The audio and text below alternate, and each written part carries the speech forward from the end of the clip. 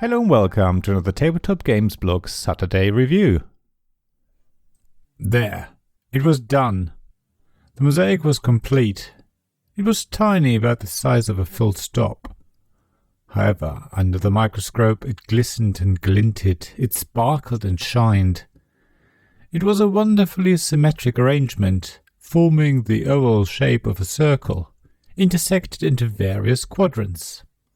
Yet, it was more than just geometry and scientific fascination. It was art. There they were, the wonderful Diatoms by Sabrina Kaluba from Ludoliminal.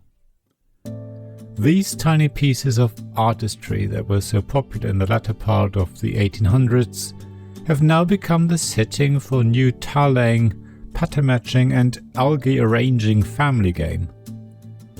As the winner of the 2023 Cardboard Edison Award, Diatoms has received high praise. The game has now gone from being unpublished, which is a requirement for the award, to finishing a very successful Kickstarter campaign. So it won't be long until the game is in people's hands. I was privileged to have been given a prototype copy of Diatoms to play and review. So I can't comment on the components, but if the prototype is anything to go by, the final product will be amazing. The love and attention are very clear. There are plastic petri dishes which hold sparkly and shiny diatoms. The player boards are dual layered with cutouts for one of two specific types of diatoms. Setting up diatoms alone is a real pleasure, and at the end of the game you have a beautiful mosaic that you will be proud of and that you want to take a photo of to share. Maybe it's a bit unfair to describe Diatoms as Calico meets Applejack, but I did get those sort of vibes. Of course, Diatoms is a very different game.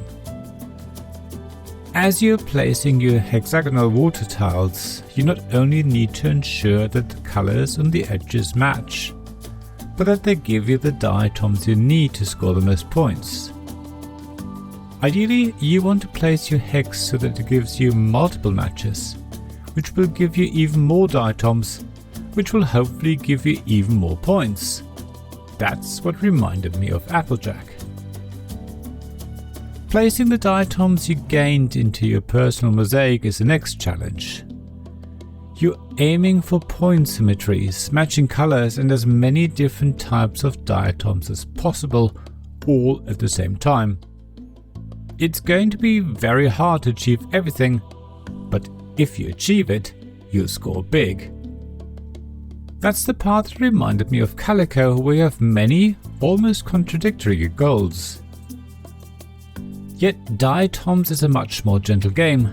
It is almost a multiplayer solitaire game. The only real interaction is in the placement and drawing of water tiles. If you can work out what others need, you are theoretically able to block the space they have their eyes on, or draw the tile that they need. In reality, it's not that easy, and there are usually plenty of options for other players to get the diatoms they want. So while you can hate draft a little in Calico, in Diatoms that is not quite so easy. As it is, the game is really quite gentle, and while it will seem a bit confusing the first time you play it, you'll get better at it quite quickly. In fact, with the basic scoring goals alone, you will probably get bored after probably only a handful of times. Luckily though, the game comes with so-called guest judges, which will throw spanners in the works by trying to get you to score new and different ways. Those will keep you busy for quite some time for sure. However, even without the extra objectives, Diatoms is always fun to play. It's always fun to work out how to get the diatoms of the right type and color. Taking the gorgeous diatoms from the petri dishes is a pleasure. Placing them into available slots in your mosaic is very satisfying. Looking at the final result is a joy. So it's quite tempting to play just to build the prettiest mosaic and completely ignore the scoring goals.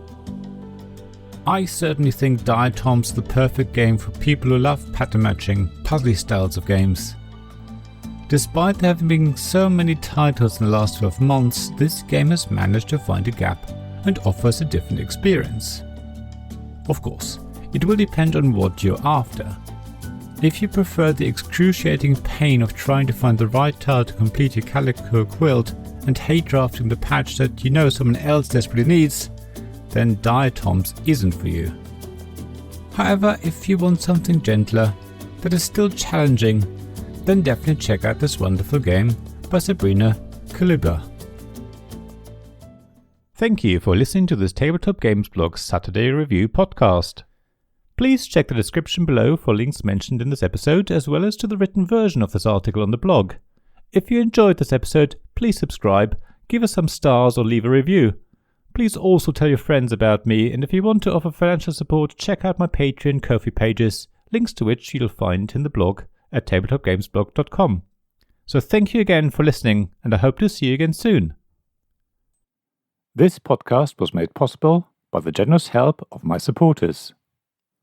Royal Patron Sean Newman, Magic Champion John Risley, Castle Guards David Miller and James Naylor, Dice Masters Alex Bardi, Paul Grogan and Robin Kay, and Shining Lights Jacob Davis, Gavin Jones, Vukashin Nizovic, Sarah Reed and Richard Simpson.